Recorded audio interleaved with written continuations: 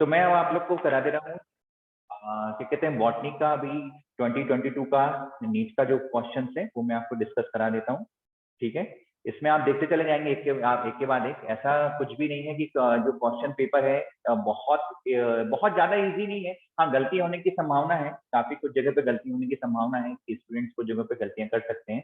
ठीक है, तो जो अवेयर रहेगा एनसीईआरटी बेस्ड पूरा पोर्शन है, पूरा पूरा पेपर जो है एनसीईआरटी बेस्ड है। एक दो क्वेश्चन जो रहे हैं वो थोड़ा सा बाहर से लगे हैं, राइट। उसमें से कुछ क्वेश्चन जैसे एनसीईआरटी में से नहीं है, ठीक है, उसको घुमा करके पूछा गया, तो मैं अभी डिस्कस करता जा रहा हूँ। जैसे इसमें फर्स्ट नंबर जो क्वेश्चन है, ठीक है, पहला नंबर का जो क्वेश्चन है, ठीक है, आपने देखा कि इसमें गेमी आर प्रेजेंट है, ठीक है, हिंदी इंग्लिश वाला पार्ट पोर्शन जो है वो आप दोनों आप देख सकते हैं इकट्ठे। ठीक है, गेमी आर प्रेजेंट इन ये तो आपको मालूम है सम लेबर वर्ड्स, तो लेबर वर्ड्स में ही प्रेजेंट होता है। ठीक है, इसके अलावा तो कोई दूसरा उसमें आंसर होगा नहीं। ठीक है, और इसका एमेंसलिज्म अपन को मालूम है, जो मैंने आपको पहले नंबर बता दिया था, अंतर जाति परजीविता। ठीक है, इसका होता है -0। ठीक है, एमेंसलिज्म एक ऐसा होता है जिसमें कि एक जीव जो रहता है वो उसको यानी वो नेगेटिव चला जाता है जबकि दूसरे को पता नहीं चलता है। और इसका एग्जांपल मैंने आप लोग को पहले बता दिया था। यदि आप कोई बता पाए थे, कोई यदि बोल पाएंगे इसका एग्जांपल मैंने कौन सा बताया था, जल्दी बताएंगे अमेंसलिज्म का एग्जांपल। अमेंसलिज्म का एग्जांपल याद नहीं है? बताओ। स्ट्रेप्टोमाइसिस, स्ट्रेप्टोमाइसिस जो बैक्टीरिया होते हैं वो इसका एग्जांपल होता है।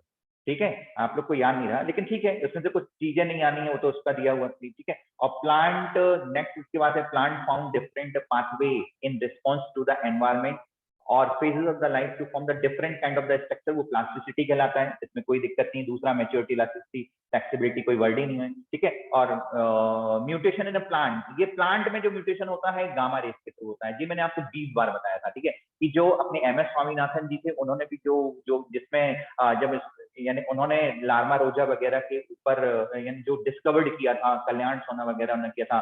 नॉरिंग 10 जो कि डिस्कवर्ड किया था अपने नॉर्मन बॉरलॉग ने, और उसी मैक्सिकन वैरायटी के ऊपर उन्होंने फिर लगे रहे। ठीक है, तो काफी कंट्रोवर्सी रही इनको भारत रत्न देने के मामले में। ठीक है, तो फिर इसके बाद वो भारत रत्न रहे अपने MS स्वामीनाथन। गामा रेस, ठीक है, तो म्यूटेशनल ब्रीडर कहलाते हैं जिन्होंने गामा रेस का यूज किया था। ठीक है, ये बहुत सारा क्वेश्चन इसके बाद का। ठीक है, मियोसिस अच्छे से पढ़ना चाहिए था, यदि कोई अवेयर नहीं रहेगा तो गड़बड़ हो जाएगा। Division of the centromere meiosis में एनाफेज सेकंड में हो जाता है, इसमें कोई दिक्कत नहीं। विच of the following is not incorrect? Incorrect, incorrect वाला पार्ट यदि आप देखते हैं तो स्टीव ट्यूब वाला जो दिया है, स्टीव ट्यूब, ठीक है, इसमें लिखा है mature sieve tube element possess a conspicuous nucleus, मतलब कि क्लियर न्यूक्लियस उसमें प्रेजेंट होता है, जबकि ऐसा नहीं है। हमको सबको मालूम है कि उसमें कोई सेल ऑर्गेनेल प्रेजेंट नहीं होता है। तो अगर उसको पढ़ने की जरूरत है ही नहीं, ये वाला पार्ट जो मैंने आंसर लगा करके रखे हैं, ठीक है, जो चेक किया हुआ है उसके अनुसार, एंड यूजुअली साइटोप्लाज्मिक ऑर्गेनेल, ठीक है, तो ना उसमें न्यूक्लियस होता है, साइटोप्लाज्मिक ऑर्गेनेल भी नहीं होते हैं। तो जो इनकरेक्ट या गलत कथन है वो तीसरे नंबर वाला पार्ट आ गया। ठीक है,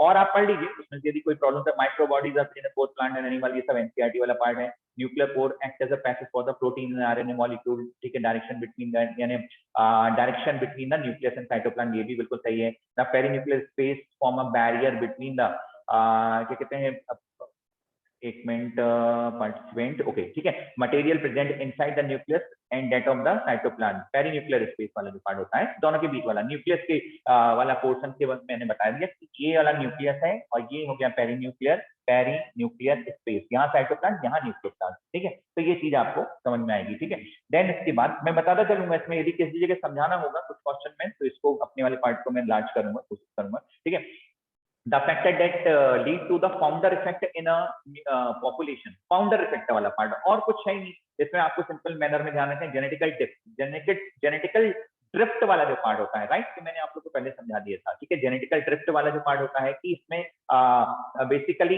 एक पार्ट से लेकर के दूसरे, एक जगह से लेकर के जो पॉपुलेशन है दूसरे जगह पर शिफ्ट यदि हो जाती है। ठीक है, और जेनेटिकल ड्रिफ्ट जो पार्ट होता है ये कोई ना कोई क्लैमिटी की वजह से होता है, जैसे भूकंप आ जाना, बाढ़ आ जाना, कोई मतलब डिजीज फैल जाना, सो ऑन, राइट, तो उसकी वजह से होता है। तो फाउंडर इफेक्ट का पार्ट आपके एनसीईआरटी में लिखा हुआ है, इसका आंसर हो जाएगा जेनेटिकल ड्रिफ्ट। ठीक है, और कुछ इसमें लगता भी नहीं। यदि किसी भी स्टूडेंट्स को कोई भी प्रॉब्लम होती है तो डिस्कस कर सकते हैं। ठीक है, ये चीज आपको बहुत अच्छे से ध्यान रखना है, कोई भी यदि प्रॉब्लम हो तो मेरे से डिस्कस करते चले जाना, राइट। Cohesion, right. ये सब जो वर्ड है बिल्कुल एनसीईआरटी में दिए हुए हैं, कितना ही पार्ट था, ठीक है। गटेशन मालूम है, water loss in liquid form, तो डी का 3 हो जाएगा, लेकिन डी के भाई 2 3 दिए हुए हैं, ठीक है। उसको यदि अपन देखते हैं, डी के जो है 2 3 दिए हुए हैं, ठीक है। फिर इसके बाद attraction towards the polar surface. Polar surface मतलब कि दो अलग अलग पार्ट को आपस में जोड़ना, तो वो एडेशन होता है। एडेशन मतलब दो एडेसिव जो होता है, ठीक है, वो फेविकोल का जोड़ टाइप का जो होता है ना, तो उसमें दो अलग अलग चीजों के लिए जोड़ने के लिए, ठीक है, तो एडेशन होता है। तो उसका बी जो बी है, बी का है 4, तो बी का जो है वो 4 होगा, तो ये वाला पार्ट आना चाहिए, ये वाला पोर्शन, राइट। ये हो गया, ये तो सही है, गटेशन सबको मालूम होगा।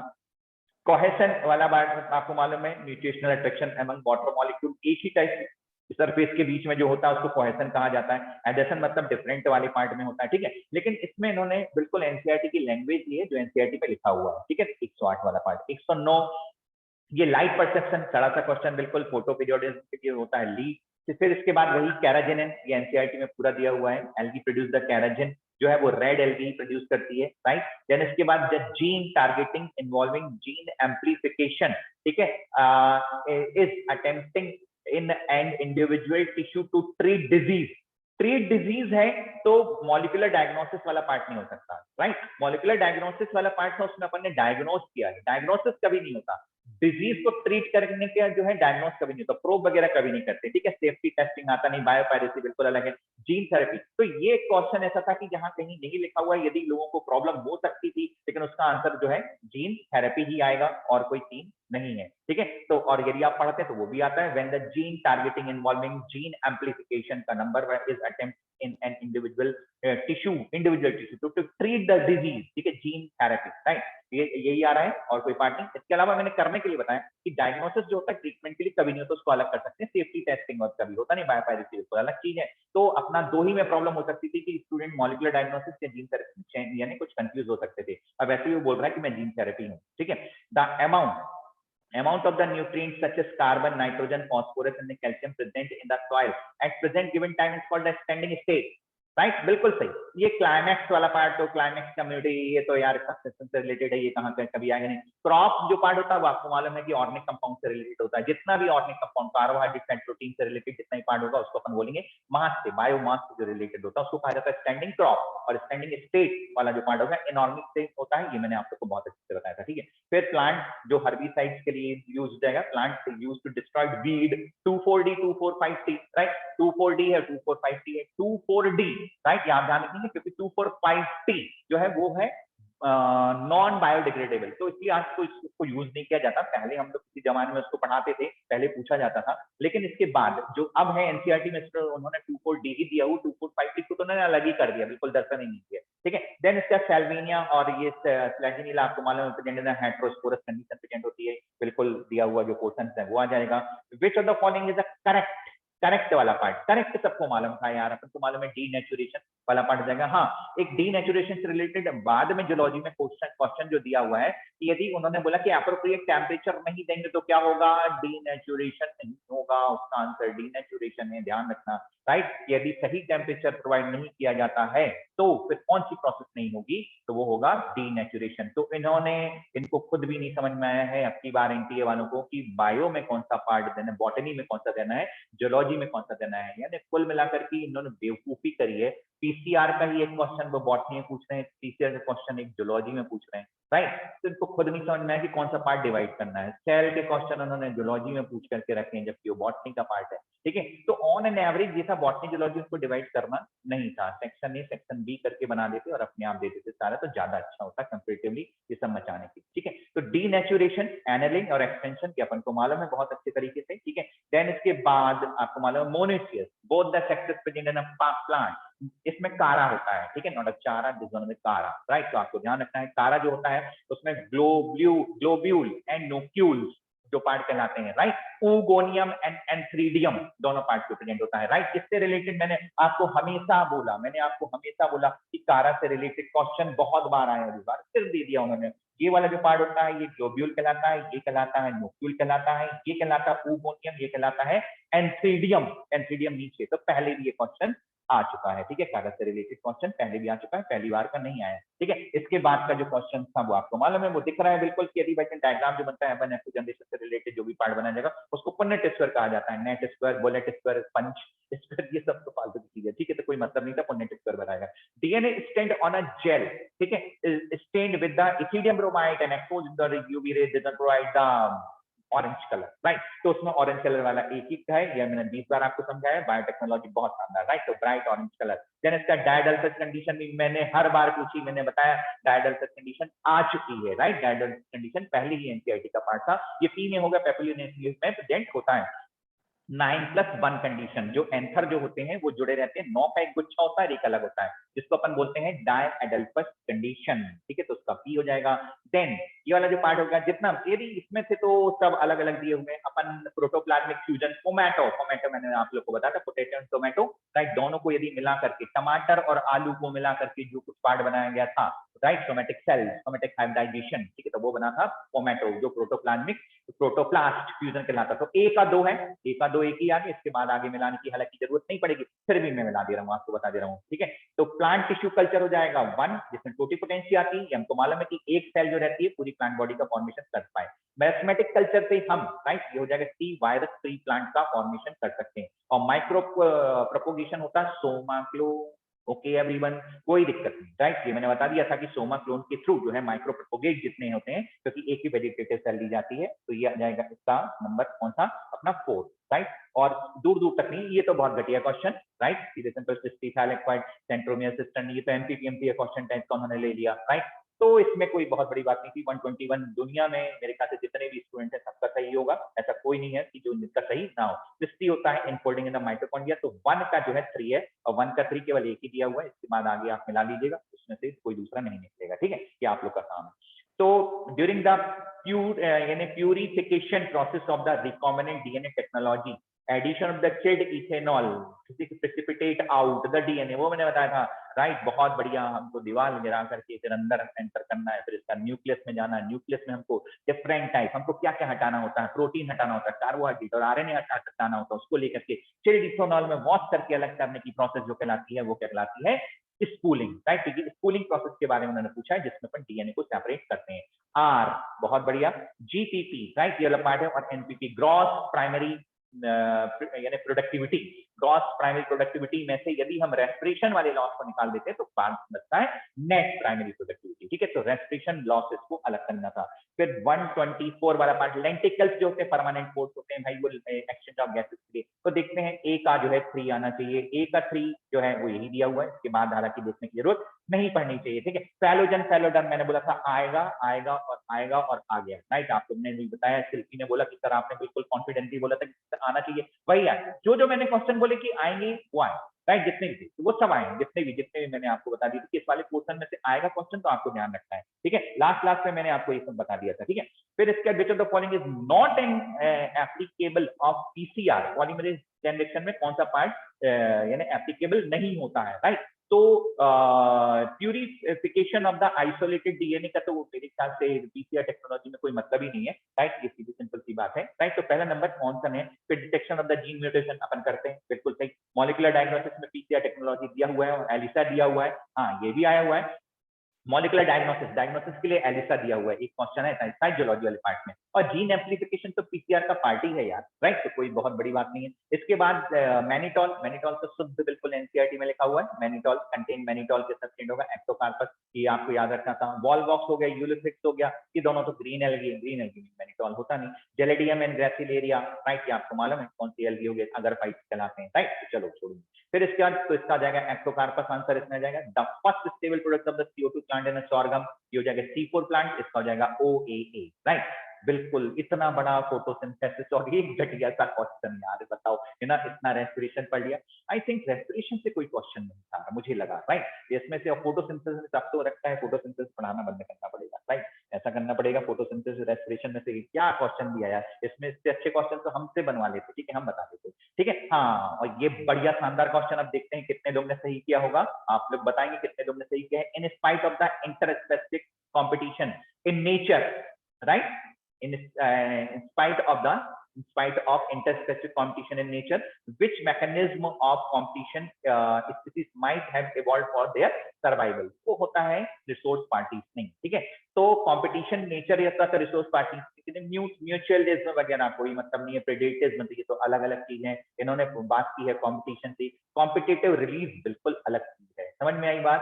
कॉम्पिटिटिव रिलीज बिल्कुल। रिसोर्स पार्टीशनिंग, रिसोर्स को पार्टीशन करके ही एक नेचर में सर्वाइव किया जा सकता है, बिल्कुल। ये भी एनसीईआरटी में आप देखेंगे तो बिल्कुल आराम से आपको मिल जाएगा, ठीक है। और व्हेन द सेंट्रोमियर यदि सेंटर में होता है तो उसको मेटासेंट्रिक कहते हैं, राइट। बहुत इजी क्वेश्चन और घटिया क्वेश्चन। देन इसके बाद एम्ब्रियो सैक 7 साइड 8 न्यूक्लिएट, ये भी बिल्कुल अपन हर बार पूछते रहते हैं, रोज क्लास में पूछा जाता है, ठीक है। और इसके बाद ये तो not secondary in plant, not secondary, secondary कौन सा नहीं है ये आपको मालूम होना चाहिए, राइट। जितना पार्ट होता है विंड ब्लास्ट, रबड़, मॉर्फिन, ये सब सेकेंडरी है। एमिनो एसिड और ग्लूकोज जो होता है, एमिनो एसिड ग्लूकोज हो गया, लिपिड हो गया, राइट। इस टाइप की जितनी भी होती है प्राइमरी होते हैं, राइट। तो आप ध्यान रखिए जो प्राइमरी वाले पार्ट है उसके प्राइमरी एमिनो एसिड ग्लूकोज वगैरह, ठीक है।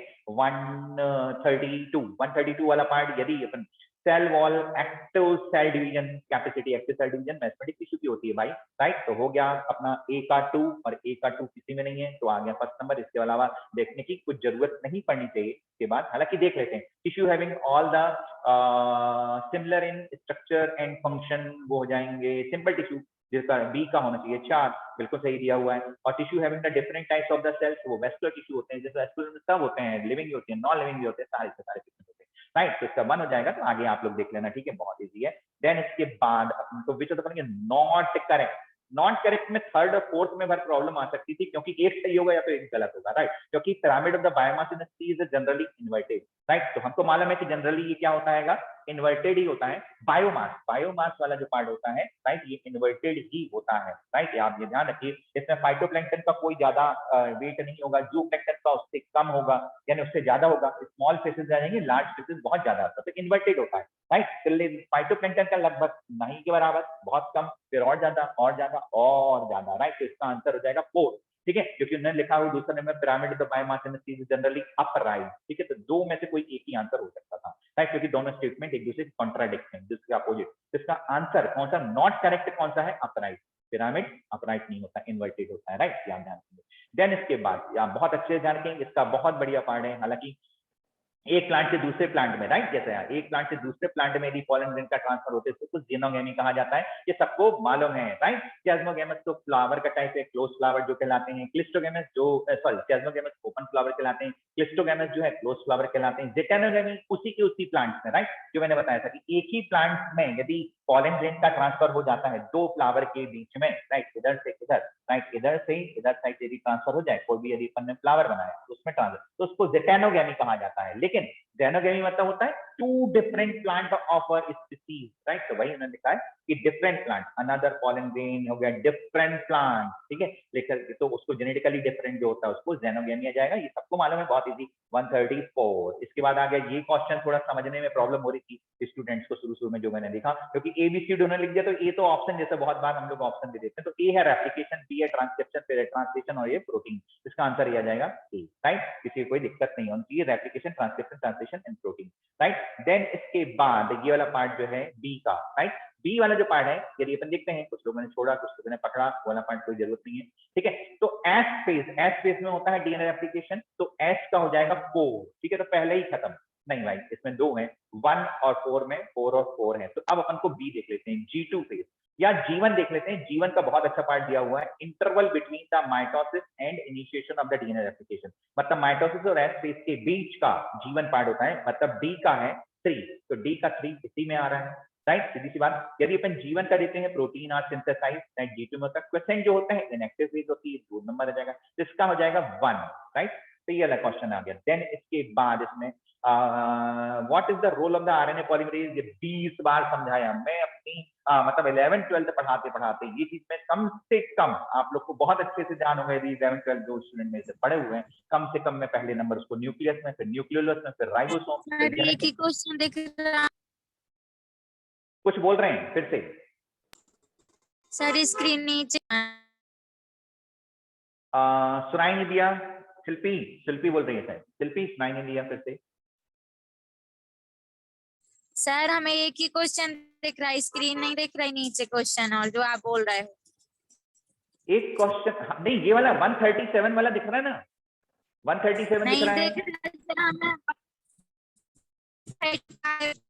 हमें वही शिल्पी तुम्हारे मोबाइल में या फिर प्रॉब्लम है? मेरे ख्याल से और किसी को तो प्रॉब्लम नहीं है। दिख रहा है सर। दिख रहा है ना सर, सब दिख रहा है।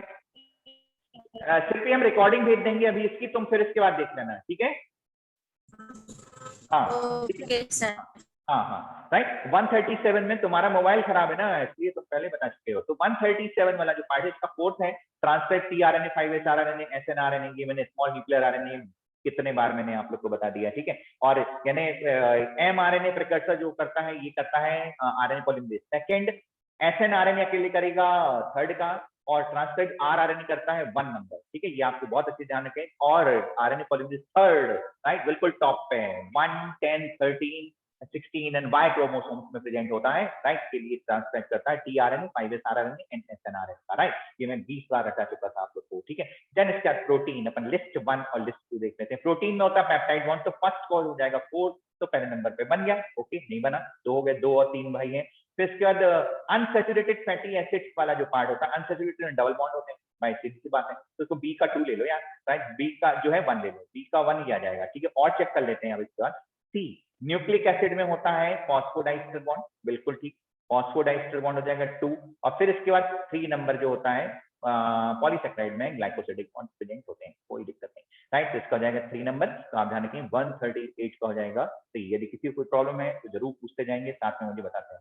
हाँ, ये क्वेश्चन जो उन्होंने बनाया है, ये क्वेश्चन कुछ स्टूडेंट्स ने हो सकता है गलत किया हो, जैसे कि इसमें भी मेरे ख्याल से गलत मार्क किया हुआ है, ठीक है? तो मैं अभी बता दे रहा हूँ कि आप ध्यान रखेंगे, ये शायद गलत है या सही है, अभी अपन देखते हैं, राइट? देखो इन्होंने क्या बोला है, ये आपको समझना है। ये क्वेश्चन बड़ा अच्छा, उन्होंने क्या किया है कि स्टूडेंट को कंफ्यूज करने की कोशिश की है। उन्होंने कंफ्यूज करने की जिस तरह से कोशिश की है, तो वो मैं क्वेश्चन इसमें है, क्वेश्चन नंबर है 139, ठीक है?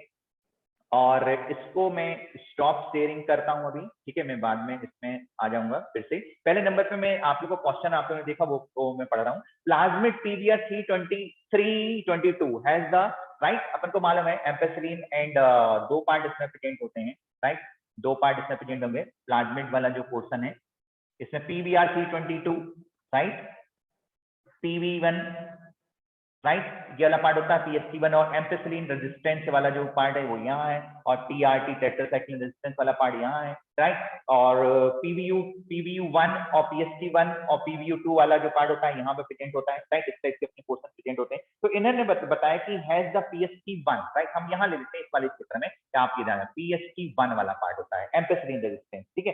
Enzyme site with in the gene ampicillin resistant that confer ampicillin resistance वाला पार्ट मैंने बता दी कि जिसमें एम्पेसिलिन रेजिस्टेंस वाला सूचनाएं होती हैं। if this enzyme is used for, if this enzyme, ये वाला पार्ट होता है, हमको मालूम है, ये मैं बोल चुका हूँ कि ये एक्चुअल में रिस्ट्रिक्टेड एंडोन्यूक्लियर एंजाइम के नाम है, ये रिस्ट्रिक्टेड एंडोन्यूक्लियर एंजाइम के नाम है, राइट? इन्होंने कंफ्यूज करने की कोशिश की है कि जाकर के स्टूडेंट कहीं वो पीवीआर, वो पीयूसी यानी प्लाज्मिड यूनिवर्सिटी ऑफ कैलिफोर्निया वाले पार्ट में होता है गैलेक्टोसाइडेज, राइट? गैलेक्टोसाइडेज एंजाइम वाला पार्ट जो मैंने आपको बताया था, कलर वाला जो मैंने आपको समझाया, राइट? वो बीटा गैलेक्टोसाइडेज वाला जो है, बीटा गैलेक्टोसाइड वाला वो पार्ट था। इन्होंने उसको कंफ्यूज करने की कोशिश की कि स्टूडेंट यहाँ और वहां दोनों को भटकता रहे, और बोला क्या है इन्होंने, if this enzyme is used for insertion a gene for beta galactosidase production. अब इस एंजाइम को यदि आप यहाँ पर बीटा गैलेक्टोसाइडेज का एक जीन यहाँ पर आप इंसर्ट कर दीजिए, राइट? तो बीटा गैलेक्टोसाइडेज के फॉर्मेशन के लिए जीन यदि अपन कर लेंगे तो एम्पेसिलिन रेजिस्टेंस पावर उसमें नहीं रह जाएगा, एम्पेसिलिन रेजिस्टेंस पावर उसमें नहीं रह जाएगा। मतलब एम्पेसिलिन में यदि ग्रो करेंगे तो इकोलाई मर जाएगा, एम्पेसिलिन में यदि ग्रो करेंगे तो इकोलाई मर जाएगा, बस अपन को ये ध्यान रखना है। हाँ, और साथ ही साथ वो क्योंकि अब जीन इंसर्ट कर दिया है तो ये गैलेक्टोसाइडेज, राइट, साइडेज, राइट, प्रोटीन का प्रोडक्शन भी करेगा, राइट? किसका? गैलेक्टोसाइडेज एंजाइम या प्रोटीन, जो उन्होंने बोला ना, कौन सा? बीटा गैलेक्टोसाइड प्रोडक्शन, बीटा गैलेक्टोसाइडीई, हाँ, बीटा गैलेक्टोसाइड का प्रोडक्शन ये करेगा, राइट? ये ध्यान रखेंगे। पहला है कि ये एम्पेसिलिन में मर जाएगा परंतु बीटा गैलेक्टोसाइड का प्रोडक्शन करेगा। अब अपन ऑप्शन देख लेते हैं, इसके बाद मैं फिर स्क्रीन शेयर करके बता दूंगा। It will lead to life of the host cell, बिल्कुल नहीं, ऐसा कुछ भी नहीं होता। It will be able to produce the noble protein with dual ability, right. इसमें द्वैत क्षमता के साथ नई प्रोटीन उत्पादन की क्षमता हो। भैया द्वैत क्षमता कैसे आ जाएगी, अपन छोड़ते हैं उसको, राइट।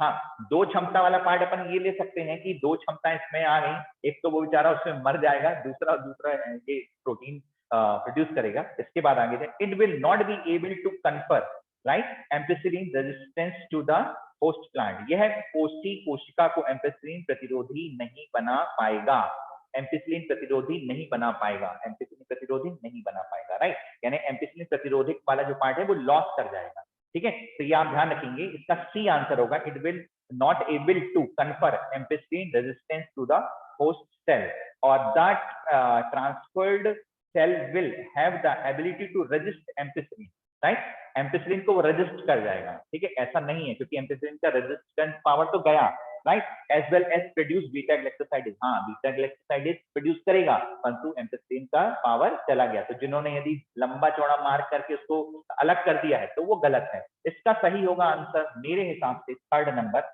आना चाहिए, राइट। तो इन्होंने बड़ा घुमाने फिराने की कोशिश करी है, लेकिन जो पार्ट है, जैसे मैंने आपको देखा, मैंने यदि पहली बार नजर में जब ये क्वेश्चन देखा तो मुझे वो पीयूसी वाला पार्ट जाना है, यानी प्लांट यूनिवर्सिटी ऑफ कैलिफोर्निया वाला। फिर मैंने देखा उसमें PST1 है कि नहीं, फिर इसको थोड़ा ध्यान से पढ़ा तो उन्होंने बस और कुछ नहीं बोला है कि इस साइट पर इसी एंजाइम का यूज करके बीटा ग्लाइकोसाइडेज एंजाइम का प्रोडक्शन करना है, प्रोटीन का प्रोडक्शन करना है इसका, राइट। तो उसे क्या हो जाएगा, एम्पिसिलिन रेजिस्टेंस पावर नहीं रहेगा, परंतु बीटा ग्लाइकोसाइडेज का प्रोडक्शन करेगा। अब आप उसमें ढूंढ लो, इसका आंसर हो जाएगा थर्ड, ठीक है। तो चलो फिर इसके बाद थोड़ा सा वेट करेंगे, मुझे थोड़ा सा इसको फिर से होस्ट बनाना पड़ेगा, ठीक है। फिर अपन चलते हैं, और कोई एंटर हो रहा है, ठीक है। एडमिट दिया, 1 मिनट दिया, ओके। और हमारा जो क्वेश्चन चल रहा था हम वहीं आ जाते हैं, ओके एवरीवन, सबको दिखाई देने लगा है अब जैसे।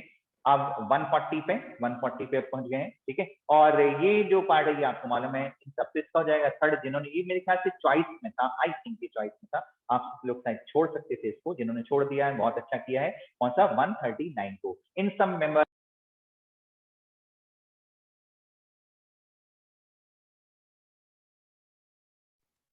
एंड लेग्यूमिनेसी वाला पार्ट हो जाएगा। In which of the following statement is correct, कौन सा जो है करेक्ट स्टेटमेंट है। अब बिल्कुल उसमें पढ़ने की ज्यादा जरूरत नहीं है। Organism that depend on the living organism, living पे होता है, पैरासाइट होता है, सैप्रोफाइट होता नहीं है, राइट। और नाइट्रोजन फिक्सेशन करने वाली सेल को हेटेरोसिस्ट कहा जाता है। Fusion of the two cells को कैरियोगेमी नहीं बोलते, न्यूक्लियस को बोलते हैं। हाँ, प्रोटोप्लाज्म के फ्यूजन को प्लाज्मोगेमी कहा जाता है। इसका चौथा आंसर बिल्कुल सही हो जाएगा, ठीक है। देन इसके बाद, ठीक है, अपन देख लेते हैं ये वाले क्वेश्चंस कौन कौन से हैं, क्योंकि मैंने भी नहीं किए थे। Now it is possible to detect the mutated gene causing cancer, ये मैंने बहुत बार बहुत अच्छे से समझाया है हालांकि, cancer by aligning radio active probe to hybridize its complementary DNA in a clone of cell, followed by its detection using autoradiography because mutated gene, ये मैंने बोला था ये क्वेश्चन आएगा, ये मैंने बोला था क्वेश्चन इससे बनना चाहिए, स्टूडेंट बहुत कंफ्यूज होंगे, बिल्कुल ठीक, क्योंकि जो म्यूटेटेड जीन में जो अपन प्रोब रहते हैं वो जाके जुड़ता नहीं, ये मैंने आपको अच्छे से बताया था, राइट। अब आप, मैं देखता हूं, मैंने भी इसको पढ़ा नहीं है इसलिए मैंने इसको मार्क भी नहीं किया है। मैं देखता हूं कि म्यूटेटेड जीन में, राइट, म्यूटेटेड जीन में जो प्रोब है जाके नहीं जुड़ेगा और वो रेडियोग्राफी फिल्म में नहीं आएगा। Mutated gene does not appear on the photograph film as the probe has no complementary with it. इसका आंसर 1 ही होगा और कोई नहीं हो सकता। Mutated gene does not appear on the photograph as the probe has complementary with it. नहीं, complementary नहीं होता। Mutated gene partially appear नहीं, right? Mutated gene completely and clearly appear नहीं। इसका फर्स्ट म्यूटेटेड जो जीन होता है वो, क्योंकि उसमें प्रोब अपन डालते हैं वो रियल होता है, म्यूटेटेड वाला पार्ट आके उससे नहीं जुड़ता है, तो इस वजह से, और रेडियो एक्टिव अपन जो प्रोब लेते हैं तो वो कभी भी फोटोग्राफिक फिल्म पे नहीं आएगा। ये मैंने आपको बहुत अच्छे से समझाया था और मुझे बहुत लग रहा था कि क्वेश्चन आना चाहिए, क्योंकि ये थोड़ा कंफ्यूजन था और स्टूडेंट को हल्का सा वो डाइवर्ट भी कर सकता है, ठीक है। आप सिंपल ध्यान रखिए, क्योंकि ज्यादातर स्टूडेंट को समझ में नहीं आती बातें, ठीक है। और फिर इसके बाद ये तो आप ई वाला पार्ट मैंने आप लोग को शायद बहुत अच्छे से बताया था, 2 फॉर्मूले, और इसका तो मैंने आप लोग को न्यूमेरिकल भी कराया था, ठीक है, base of the natural logarithm, right, ये बिल्कुल सही किया जा सकता था, 1 नंबर आएगा और कुछ नहीं। इन्होंने जियोमेट्रिक न्यूमेरिकल एक्सपोनेंशियल इसलिए दे दिया कि स्टूडेंट थोड़ा कंफ्यूज हो जाए, और रियल में उसमें कंफ्यूज हो गए स्टूडेंट, उनको पता ही लगा कि नहीं उसी चैप्टर में ये वर्ड भी है, ये वर्ड भी है, तो इस तरह से उन्होंने क्वेश्चन को थोड़ा हिलाने की कोशिश करी है, स्टूडेंट को कंफ्यूज करने की कोशिश करी है, ठीक है। और फिर इसके बाद DNA fingerprinting involve identified difference in a some specific region in a DNA sequence called as single nucleotide उसको कहा जाता है। डीएनए फिंगरप्रिंटिंग में सिंगल न्यूक्लियोटाइड तो अलग होता है, पॉलीमॉर्फिक डीएनए वाला पार्ट अलग है, satellite DNA and repeated DNA. Repeated DNA यानी आप ध्यान रखेंगे कि डीएनए फिंगरप्रिंटिंग में अपन कौन सा पार्ट देते हैं, रिपीटेड डीएनए के सीक्वेंसेस की लेंथ अपन देते हैं, उसके हिसाब से अपन अलग अलग करते हैं, ठीक है। इसमें से बड़ा सेगमेंट आ गया, छोटा सेगमेंट आ गया, जो भी पार्ट आ गया, राइट। तो इसमें VNTR variable number of the tandem repeats, right. उसमें सैटेलाइट डीएनए या बेसिकली यानी आप ध्यान रखिए कि सैटेलाइट डीएनए वाला पार्ट क्या होता है, जहां रिपीटेड डीएनए बहुत ज्यादा नंबर में होते हैं उस रीजन को सैटेलाइट डीएनए कहा जाता है। लेकिन इस जगह पे कौन सा पार्ट आ जाएगा, फिंगरप्रिंटिंग में कौन सा यूज करते हैं, रिपीटेड डीएनए वाले पार्ट को ही खोज करके उसकी लेंथ वाइज अपन जुड़ी जाती है। इसका आंसर आना चाहिए 4th वन, बिल्कुल सही है, यदि करा होगा तो बिल्कुल सही है, राइट। अब अपन इसमें आ जाते हैं नेक्स्ट वाले पार्ट में। यदि राइजोबियम को देखते हैं तो हमको मालूम है, मैंने बहुत अच्छे से समझाया, नाइट्रोसोमोनास नाइट्रोबैक्टर अमोनिया पे वर्क करते हैं। नाइट्रोसोमोनास नाइट्रोबैक्टर जो है वो अमोनियम को आगे लेकर के जाएंगे, एक जो है अमोनिया को नाइट्राइट में कन्वर्ट करता है, दूसरा नाइट्राइट को नाइट्रेट में कन्वर्ट करता है, राइट। तो नाइट्रोसोमोनास और नाइट्रोबैक्टर यानी नाइट्रोकोकस एंड नाइट्रोबैक्टर, राइट। तो ये वाला पार्ट, तो नाइट्रोबैक्टर भाई साहब को अपन पकड़ लेते हैं। नाइट्रोबैक्टर भाई साहब कहाँ क्या converting, conversion of the ammonia to the nitrate, नहीं अमोनिया पे नहीं कवर करेगा, conversion of nitrate to nitrate, 3rd number आना चाहिए, डी का 3rd नंबर आना चाहिए, बिल्कुल सही है, डी का 3rd और कोई, राइट, बिल्कुल ठीक। और राइजोबियम हमेशा होता है नाइट्रोजन पे वर्क करता है, N2 पे वर्क करता है, right, atmospheric nitrogen to ammonia में कन्वर्ट करता है, राइट, मैंने आपको बता दिया, बिल्कुल सही, कोई दिक्कत नहीं इसमें, इसका आंसर हो जाएगा 3rd, राइट। देन इसके बाद करेक्ट स्टेटमेंट जो पिछले बार भी इन्होंने पूछा था, अब की बार भी आरएनए पॉलीमरेज एंजाइम का इन्होंने दूसरी चीज करके पूछी, जो आपको ध्यान रखना है, शायद जूलॉजी में उन्होंने आरएनए पॉलीमरेज एंजाइम पूछ दिया, ठीक है, फिर से समझाने के लिए। पिछले बार 2020 में भी जो मैंने आपको बताया कि 2020 में भी उन्होंने आरएनए पॉलीमरेज एंजाइम के लिए पूछा था कि ट्रांसक्रिप्शन के समय उसको अनबाइंड करना और बाइंड करने के लिए कौन सा एंजाइम यूज होगा, RNA polymerase, DNA dependent RNA polymerase. ये शायद जूलॉजी वाले पोर्शन में दे दिया गया है, परंतु पढ़ाते तो हम लोग हैं बॉटनी वाले, राइट। तो उसको आप ध्यान रखेंगे, उसमें 3 प्रोसेस दिए हैं, अच्छा क्वेश्चन बनाने की कोशिश की है, अब की बार ऐसा नहीं है, इन्होंने कुछ क्वेश्चन बहुत अच्छे बनाने की कोशिश की जिससे स्टूडेंट यहाँ वहां डाइवर्ट हो सकता था, राइट। और यही होता है RNA polymerase correct statement, RNA polymerase bind with the rho factor to terminate the process of the transcription in a bacteria, बिल्कुल ठीक, ठीक है। और स्प्लिट जीन आपको मालूम है, स्प्लिट जीन मैं 20 बार बता चुका हूं, जिसको रिचर्ड जे रॉबर्ट और फिलिप शार्प ने डिस्कवर्ड किया था, राइट। और ये स्प्लिट जीन इसमें एक्सॉन इंट्रॉन दोनों होते हैं, मतलब यूकैरियोट में होता है, ठीक है। और 1st नंबर यदि किसी ने आंसर कर दिया, the coding stand in a transcription unit is the copy of the mRNA, नहीं कोडिंग नहीं यार, कौन सा होता है, टेम्पलेट स्टैंड होता है जो एमआरएनए का फॉर्मेशन करता है, कोडिंग नहीं करता है, राइट। और in capping methyl guanosine triphosphate is added in the 5' end of the hnRNA में जुड़ता है, राइट। इसका आंसर हो जाएगा 4th नंबर, इस सब पढ़ाया हुआ आपका 47, राइट। करेक्ट आपको ध्यान है, medullary disease that form part of the cambium ring, ठीक है, करेक्ट जो होगा, हाँ ये तो बिल्कुल एनसीईआरटी वाला पार्ट है, इसको इंट्राफेस्कुलर कैम्बियम कहा जाता है, राइट। यदि ये हालांकि किया नहीं है, राइट, तो दस मेडुलरी डिजीज जो मैंने आपको बता दिया था कि 2 जो पार्ट होते हैं, मैं ये समझाऊं आप लोग को कि 2 कैम्बियम वाले जो पार्ट होते हैं, 2 वेस्कुलर कैम्बियम जो पार्ट होते हैं, के बीच में ये हो गया वेस्कुलर इंट्राफेसिकुलर कैम्बियम, इनके बीच वाला पार्ट होता है इंटरफेसिकुलर कैम्बियम। इंटरफेसिकुलर कैम्बियम जो है ये फॉर्म करता है मेडुलरी डिजीज का, तो medullary disease that form part of the cambium ring वो होता है इंटरफेस्कुलर कैम्बियम, ये भी आई थिंक मेरे ख्याल से एनसीईआरटी में दिया हुआ है। इसके बाद क्या आप पढ़ना, यदि कोई प्रॉब्लम होती तो मुझसे आप डिस्कस कर सकते हैं, फिर और मैं पढ़ूंगा, ठीक है। ये एक ऐसा पोर्शन था जो यदि आप लोग रखते तो बहुत अच्छा रहता, इसके अनुसार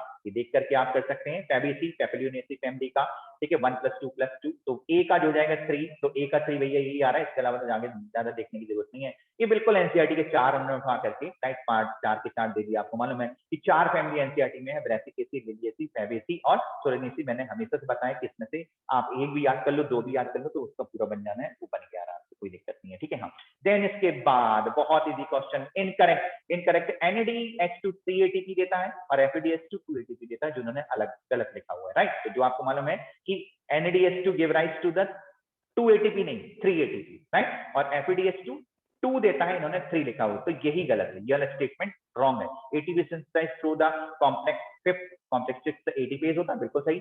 oxidation reduction reaction produce the proton gradient in respiration, बिल्कुल सही है।